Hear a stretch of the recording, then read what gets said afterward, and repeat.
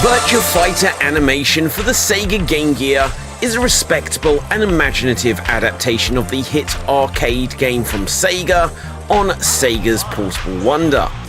When Virtua Fighter hit arcades, it was truly a revolutionary game. It, along with Tekken, are the granddaddies of the 3D fighting game genre and quickly swept away attention from Street Fighter and Mortal Kombat as the fighting games everyone was talking about. So, with Virtua Fighter being the big hit game in the arcade, and being a launch title, the launch title in fact, for the Sega Saturn, to the point that Sega put the whole weight of the launch on Virtua Fighter for the Sega Saturn, it was only natural that Sega would want to capitalise on this hit new franchise player to support the now fairly old Game Gear.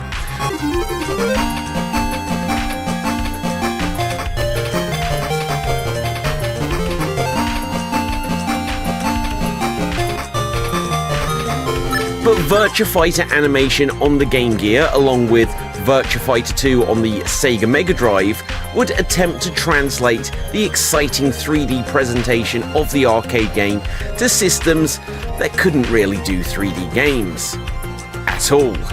As it turns out, in both instances, Sega did an okay to decent job.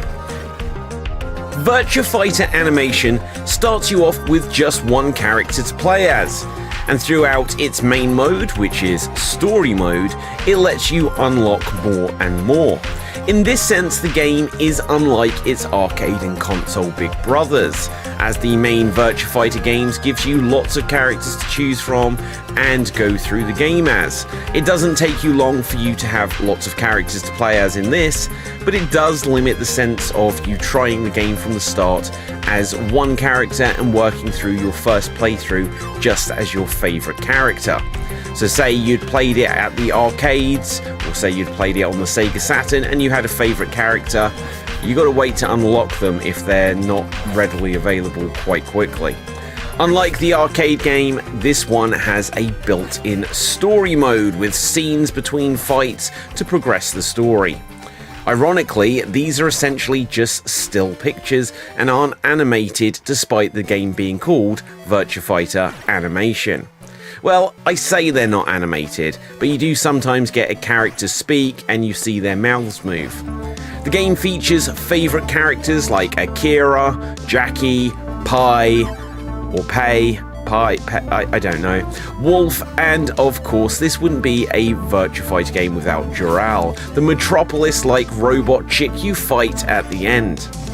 The big thing about this game compared to the arcade original is that it attempts to give you something in terms of being able to change the camera angle.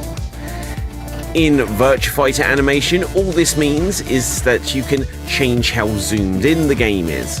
You can either be super zoomed in or super zoomed out on what it calls real-time mode, where it will zoom in and out in a really annoying way.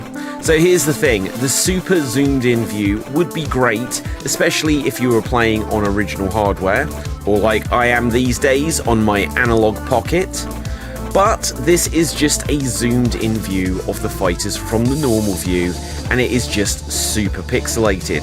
The background is still the same, it's just zoomed in on the fighter graphics. You don't get to see any more detail of the fighters, like their faces or anything at all. The normal mode is actually really small on actual hardware, but it does let you see the environments a lot more, because they're now not obscured by the over-pixelated large fighters. But this isn't particularly worth seeing once you see the backgrounds. The only benefit of being zoomed out this far is that you can see how far from the edge of the stage you are if you want to attempt a ring out and knock out the opponent over the side of the stage for a win. Real-time mode just goes super zoomed in when you're near an opponent, which is pretty much where you'll need to be for the entire game, because you can't send projectiles like Hadokens like you can in Street Fighter.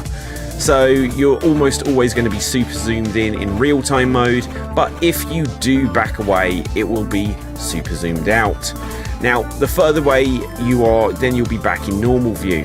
The flicking back and forth between the two views isn't worth it for the gimmick of, oh, we change camera angles. It's just kind of irritating, and it's sort of like it takes you a split second to get your sense back of, now I'm zoomed in, now I've got to press this, oh, now I'm zoomed out. It's not very good. The good news is the gameplay is reasonable and plays like you'd expect a Virtua Fighter game to play. You can do all the usual array of punches and kicks and throws that you would on the Saturn game. The fact that you have to use the start button to guard isn't ideal, but this was the only available way to keep full control of the arcade style on a game system that only has two action buttons. It's just lucky that this wasn't on the Master System, where the pause button was built into the system. It does make pulling off throws harder, but at least if played through an emulator, you can map the controls to work better and be more like the Saturn or arcade game. There is something of variety of moves between the Virtua Fighter characters in the game, although this is another fighting game where you can just spam one or two moves over and over and win. I'll be honest, you can kind of do this on the arcade or Saturn or Sega 32X versions of Virtua Fighter, and whilst you can do it, it's not really the ideal or fun way to play, because if you're making it less fun for yourself just by down kick, like sweep your leg kick over and over again, what's kind of the point? You can go back after you've gone through the story mode and do it again from the start as another character. If you want to play it from the start of another character, then great, but I would be surprised that you'd be in any super rush to do so. I've played through it a couple of times over the years, and yeah, it's okay, but it's not as impressive to play as the arcade game for obvious reasons. It's still good that they put a Virtua Fighter game on the Game Gear, and for Virtua Fighter fans who want something to play on their Game Gear, this will just about hit the spot. And again, if you want a handheld fighting game for the Game Gear, obviously there's a couple of other options, looking at Mortal Kombat, but truthfully there's not tons and tons of different games that you can get in this genre on the Game Gear.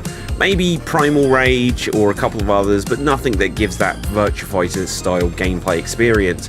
Everything else is a bit more Mortal Kombat-y or Street Fighter-ish. But this is a decent way of being able to play a 3D era style fighting game, even if it's 2D, on the Game Gear. So that's going to wrap things up for this video. If you've enjoyed it, I would appreciate if you would smash that subscribe button, just so you can check out all of the other videos and stuff I've got going on. On the channel, I like to focus on all kinds of things, so you could say it's not focused, but it kind of is. I like to look at classic and modern retro and actual retro stuff, and I do lots of hardware reviews, and I'm getting some documentaries on the channel, so it's a good mix. Do check out the video I did a month or two back on the Panzer Dragoon game for the Game Gear if you're a Game Gear fan. As always, if you want to see the written article version of this discussion, head over to www.xstreamed.tv/gaming, and with that, until next time, stay safe, always stay extremed, and ciao for now. Boom, and I'm off the air.